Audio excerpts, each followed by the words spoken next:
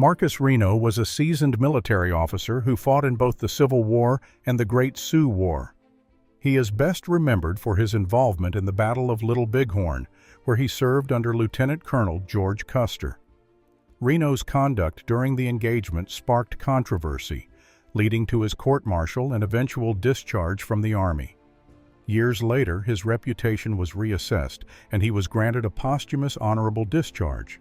His remains were relocated to the Custer National Cemetery with full military honors. Notably, Reno penned a letter describing his experiences at Little Bighorn, offering historians crucial first-hand details about the infamous battle. After receiving orders from Custer to attack the village, we advanced roughly a mile and a half. Gunfire echoed in the distance as we moved. Upon encountering the enemy, their overwhelming numbers forced us to dismount and engage on foot.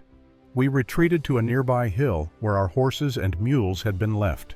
The men took defensive positions behind brush, bracing for an assault. Around 5:30 p.m., the warriors attacked in force, and the fighting persisted through the night.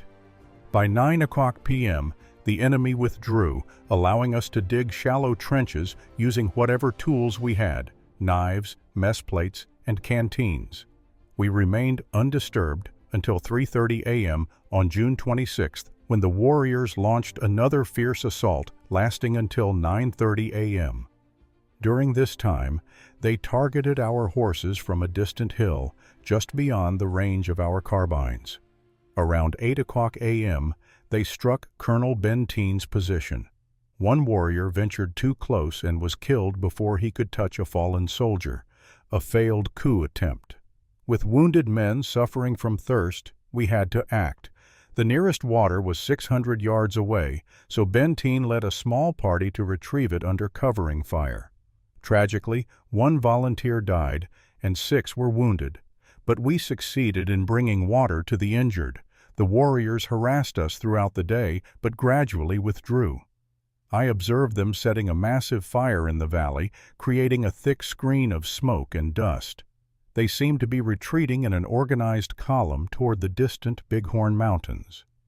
At first, I wondered if it was Custer returning, unaware that he and his men had already met their end. The next morning, General Terry arrived with news of Custer's defeat. Benteen's company was sent to confirm the grim discovery, identifying the fallen officers. I had been given command of Companies M and G, with orders from Custer to charge the village swiftly, assured of full support. Adjutant Cook delivered this final command before vanishing, along with Captain Keogh, who had briefly accompanied us, saying, "We're all advancing. Moylan and Keogh are coming too." After crossing the river, I never saw them again. I sent a warning to Custer about the enemy's strength, but pressed forward, assuming he was behind me. As I neared the village, warriors swarmed my left flank. Realizing I was isolated, I dismounted and sought cover in a wooded area. After securing the horses, I advanced within 200 yards of the village before warriors emerged in overwhelming numbers. To survive, I led a desperate charge to the bluffs, where Benteen and McDougal later reinforced me with their companies. We had accidentally found an unguarded river crossing, which allowed our escape. With only 112 men and 25 scouts, had I not retreated to higher ground, my command would have been annihilated like Custer's.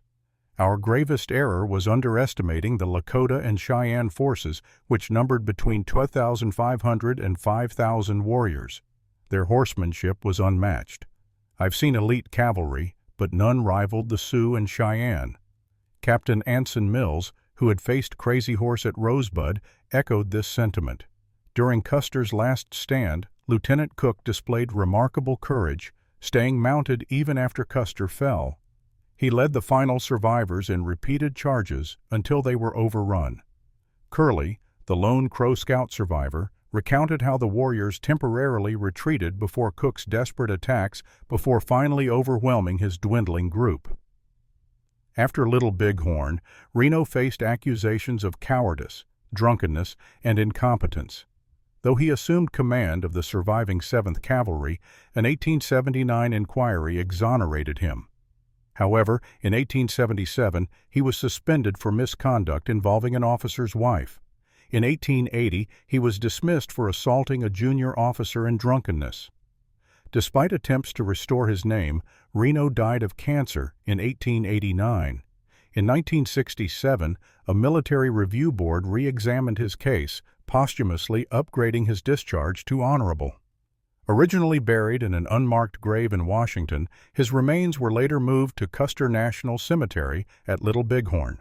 History remembers Custer as a fool and Reno as a coward. But what if the real betrayal came from within? Declassified military archives and newly uncovered Sioux oral histories suggest a chilling possibility.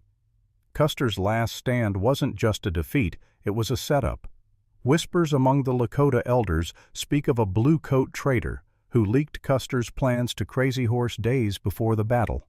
Even more explosive, private letters from Reno's adjutant reveal that Benteen deliberately delayed reinforcements, later bragging in a drunken confession, Custer got what he deserved. And the final twist, Reno's court-martial wasn't about cowardice, it was a cover-up. The Army silenced him because he knew the truth. His 1967 honorable discharge wasn't justice. It was guilt. Was Custer sacrificed? Did Benteen betray his own men? And why did the U.S. government burn key records in 1890? The battle ended in 1876, but the lies are still buried at Little Bighorn. Comment below, who do you think really doomed the 7th Cavalry?